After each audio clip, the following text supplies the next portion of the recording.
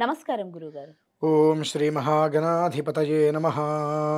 గురువుగారు, భీష్మ ఏకాదశి రాబోతుంది గదా! ఆ రోజు పాటించాల్సిన నియమాలు తెలియజేయండి గురు. జగత్ప్రభుం దేవదేవమనంతం పురుషోత్తమం స్తువన్నామ సహస్రేణ పురుషः సతతోత్థితః. భీష్మ ఏకాదశి, దీన్ని భీష్మ అష్టమి నుంచి భీష్మ ఏకాదశి ద్వాదశి వరకు భీష్మ పంచమం అంటారమ్మ. అష్టమి, నవమి, దశమి, ఏకాదశి, ద్వాదశి, ఈ ఐదిట్లని కూడా భీష్మ పంచకము అని అంటూ ఉంటారు.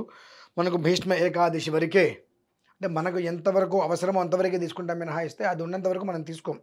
కాబట్టి భీష్మ ఏకాదశి వరకే అనుకున్నాము. దీనికి ప్రధానంగా భీష్మాష్టమి నుండి, అంటే ఇవాళ నుంచి భీష్మ ఏకాదశి మర్నాడు ద్వాదశి వరకు కూడా ప్రతినిత్యము కూడా ఇంట్లో చేయవలసినటువంటి భీష్మ తర్పణ అని ఉంటుందమ్మా. అంటే భీష్ముల వారి గురించి మనం కొన్ని విషయాలు తెలుసుకునే ప్రయత్నం చేసినా జన్మతహాగా ఉండేటువంటి కొన్ని దోషాలు పోయి ధర్మం అనేటువంటిది మన చుట్టూతో ఎప్పుడు కూడా ఉంటూ ఉంటుంది. ఎందువల్లనంటే ధర్మానికి మూల పురుషుడిగా భీష్ముల వారు ఉన్నారు. ఏ పరిస్థితులలో కూడా ఇవాళ మనం ఉన్నాం.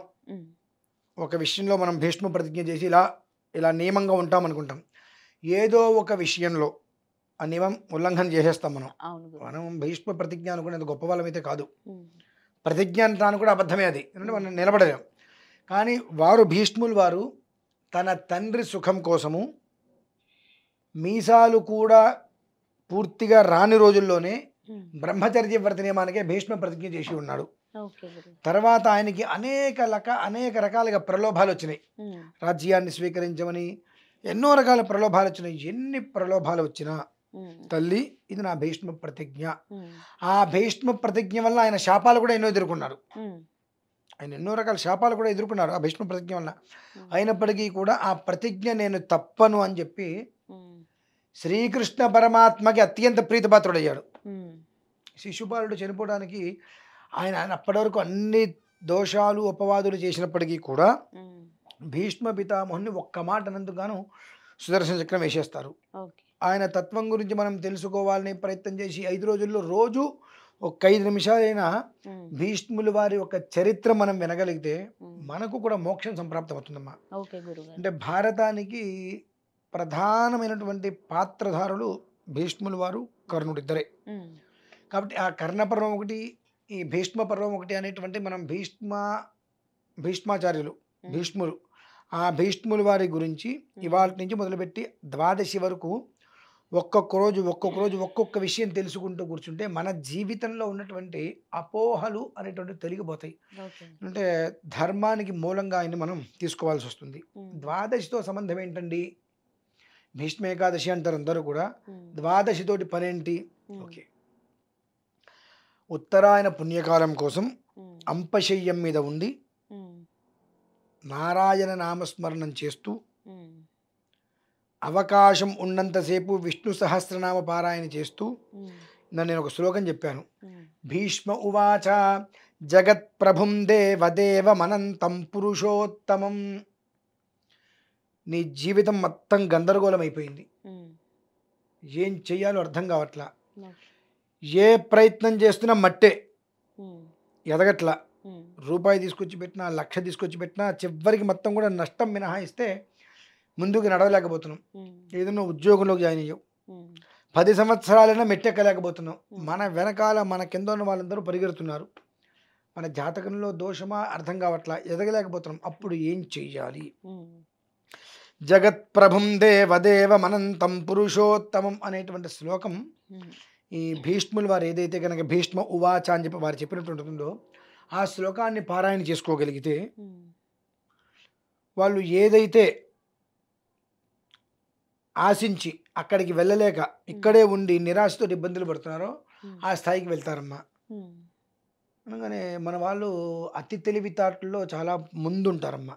ఎవరు? మన జనాలు అతి తెలివితేటల్లో చాలా ముందు వరుసలో ఉండేటువంటి అందరూ వాళ్ళే. చావు తెలివితేటలు అంతకన్నా చెప్పాలంటే. ఎందువల్లనంటే ఎంతసేపటికి కూడా ఏదో ఒక కారణం చేత మన సనాతన ధర్మాన్ని సాంప్రదాయాన్ని కించపరచాలి, నాశనం చేయాలని చెప్పి కంకణం కట్టుకున్నారు. అవును గురు. సంబంధం లేని మాట ఒకటి చెప్తాను, ఉమ్, విషయంలోకి వెళ్తా. ఉమ్, మీరు క్రిస్టియన్స్ చూశారండి ఎప్పుడైనా? క్రిస్టియన్స్ని, చూశాను గురువు. ముస్లిమ్స్ని, చూశాను హిందువుల్ని చూశాను. చూశారు కదా?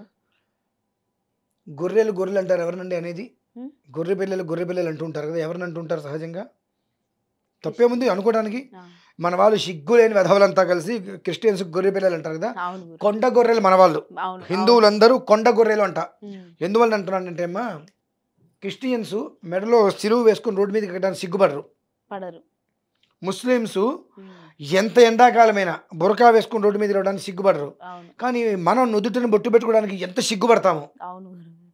గుళ్ళోకి వెళ్ళేటప్పుడు పంజాబీ డ్రెస్సు, లంగా ఓ నేను చీర కట్టుకోవాలన్నా ప్యాంటు షర్ట్ కాకుండా లుంగి పంచ కట్టుకోవాలంటే ఎంత సిగ్గుపడిపోతాము. అవును అవును గురు. మరి వాళ్ళందరిని ఎందుకు నిందిస్తున్నారో నాకు అర్థం కాదు. ఉమ్, సిగ్గులేని చాతకాని వెధవులు వీళ్ళు. ఉమ్, వీళ్ళందరూ వాళ్ళని ఎదురుస్తూ ఉంటారు. ఎందుకు ఈ మాట ఎందుకు అంటున్నానంటే అమ్మా, ఉమ్, ఈ జగత్ప్రభం దేవదేవి శ్లోకం కనుక చదివితే మంచి పొజిషన్కి వెళ్తామని చెప్పే కదా. ఉమ్, ఈ పనికి మన పాపిష్టి వాళ్ళందరూ చాలామంది పోగయ్యి ఇది నిజంగా అబద్ధమని ప్రూవ్ చేయాలని చెప్పి ఉమ్, ఒకసారి చెప్పేస్తారు. ఉమ్, నేను నేను చదివానండి, నేను అదే హైట్కి ఎదగలేకపోయానండి అంటారు. అవును మన గురు. బ్రతుకులకు సిగ్గుండద్దు. ఉమ్, ఒక్కసారి చదివితే అవ్వదు కదా. సాధన ఎంత సాధించాలి, ఎంత తపన చేయాలి. ఉమ్, నువ్వు పుట్టినప్పుడు ఇంత పుట్టావు, అవును పుట్టంగానే ఇంత అయిపోయావా? కాదు కదా. ప్రతి అడుగు వేసుకుంటూ వేసుకుంటూ వేసుకుంటూ వేసుకుంటూ ఎన్నో తప్పుడు అడుగులు వేసి బాటలు జాగ్రత్త తీసుకొని ఈ స్థాయికి వచ్చావు. నువ్వు ఇంత హైట్ అయ్యావు, ఇంత పెద్ద మనిషి అయ్యావు. సిగ్గుండద్దు, జ్ఞానం ఉండద్దు. ఉమ్, ఒక మనిషి ఒక మంత్రం మనకి రావాలి. జగత్ప్రభుం దేవదేవమనంతం పురుషోత్తమం ఉమ్, అని నువ్వు ఎంత సాధన చేయాలి, ఎంత తపించాలి. అవును అవును గురు. నీ కొంపలో నువ్వు తినే తిండే అవును గురు. ఎంత కష్టపడితే వంట అవుతుంది. అవును ఆ వంట చేయాలంటే గ్యాస్ స్టవ్ తయారు చేయాలి, గ్యాస్ రావాలి, ఆ గిన్నె తయారు కావాలి, ఇన్ని ఉన్నాయి. ఉమ్, అటువంటిది నువ్వు ఒకసారి వంతనం అనుకోగా నీకు వచ్చేస్తుందా? రాదు. తపన, సాధించాలనేటువంటి పట్టుదల ఉండాలి, ఉమ్, తపన ఉండాలి. ఏ రకంగా తపన ఉండాలి? 100 ఇంటర్వ్యూలు పోతే 101 ఇంటర్వ్యూకి నువ్వు వెళ్తున్నావుగా, అవును గురువు. అలానే నా జీవితం నాకు కావాలి, ఈ ఉమ్, పోయినటువంటిది ప్రతిదీ నేను తిరిగి తెచ్చుకోవాలని చెప్పి తపన ఉండి ఉమ్, దాన్ని పారాయణ చేయి. కొన్ని రోజుల పాటు ఉమ్, దీక్ష పెట్టుకో. అవును గురు. అదా కాకుండా నేను ఒకసారి చేస్తాను నాకు పారాయణ రాలేదు అంటే నీ బ్రతుకంతా అంతే ఉంటుంది. అవును అంటే ఈ యొక్క భీష్మ ఏకాదశి, భీష్మ పంచమి, ఈ 5 రోజులు కూడా అంటే అష్టమి నుంచి ఉమ్, అనునిత్యం విష్ణు సహస్రనామ పారాయణ సాయంత్రం టైంలో చేయడం శ్రేయస్కరం అండి. ఉమ్, క్షీరోధన్వత్ ప్రదేశే శుచిమని విలసత్సైకతే మౌక్తికానాం మాలాక్లుప్తాసనస్థ స్ఫటికమనిర్భైర్మౌక్తికైర్మండితాంగః శుభ్రైరభ్రైరదభ్రైరుపరివిరచితైర్ముక్తపీయూషవర్షైః అనుకుంటూ విష్ణు సహస్రనామం పారాయణ చేయడం చేత కాకపోతే ఉమ్, కనీసం వినండి. ఉమ్, అంటే పుస్తకం పట్టేసేసుకొని క్షీరోధన్వత్ ప్రదేశే, క్షీరోధన్వత్ ప్రదేశే ఉమ్, ఒత్తులు చెప్పకుండా స్వరాక్షర పదవృత్త వర్ణాలు ఏవీ లేకుండా గుడ్డెద్దు చేలో పడ్డట్టుగా పోతాం. అవును గురుగారు.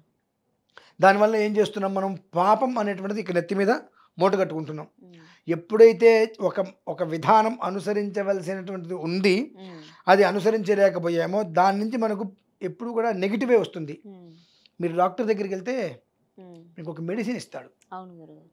అది ఇన్ని రోజులకి ఎక్స్పైరీ డేట్ అని ఇస్తాడు. అవును గురు. ఆ మెడిసిన్ ఉంది కదా అని చెప్పి తాగేస్తారా? నష్టమే. నష్టమే. ఎక్స్పైర్డ్ అయిపోయిన పారేయటం ఇష్టంలోకి తాగేస్తామా? లేదు లేదు గురుగారు. అంతకుముందు మందే, అవును. తర్వాత మందే, మందే. తర్వాత విషయం అయిపోయింది. అవును గురుగారు. అలానే మనిషి సగటు ఒక కన్ను లేకపోయినా, ఒక చెవి లేకపోయినా, ఒక కాళ్ళు లేకపోయినా, ఒక చేయి లేకపోయినా బ్రతికేస్తాడు. ఉమ్, కానీ ఈ యొక్క మంత్రాన్ని మనం ఆపాదించేటప్పుడు ఉమ్, కొంచెం ఉమ్, ఒక అక్షరం తేడా వచ్చినా పూర్తిగా దాని యొక్క ప్రభావం నెగిటివ్ వచ్చేస్తుందమ్మా.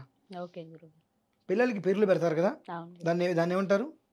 నామకరణం. ఇంకో భాషలో బారసాల. ఏమంటారమ్మా? బారసాల. బారసార. ఉమ్, బాలసారే.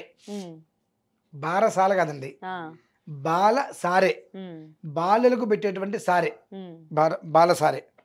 మనం భారసాల అంటాం. అవును గురుగారు. ఒరేయ్ నువ్వు పుట్టావు, ఎందుకు పుట్టావు తెలియదు, ఈ రోజు నుంచి బ్రతుకున్నంతకాలం కష్టాలతో బ్రతకరా అని చెప్పి అంటాం మనం. భారసాల అంటే ఉమ్, అంటే భారంగా నీ బ్రతుకు జీవించు. ఓకే ఓకే గురు. బాలసారే అక్షరం తేడా వల్ల జీవితం మొత్తం ఉమ్, పోతుంది. అలానే ఒక మంత్రం చెప్పినప్పుడు చాలా జాగ్రత్తగా ఉండాలి. ఉమ్, కాబట్టి ఈ 5 రోజులు ఉమ్, ఖచ్చితంగా విష్ణు సహస్రనామ పారాయణ చేయలేకపోతే ఉమ్, ప్రతిరోజు ఒక్కసారి విని ఉమ్, నమస్కారం చేసుకోండి.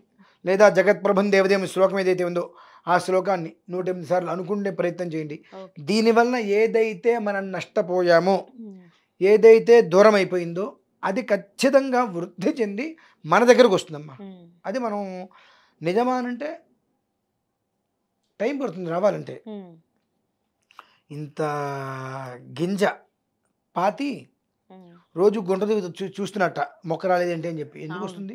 ధన్యవాదాలు గురువు గారు, చాలా చక్కగా వివరించినందుకు.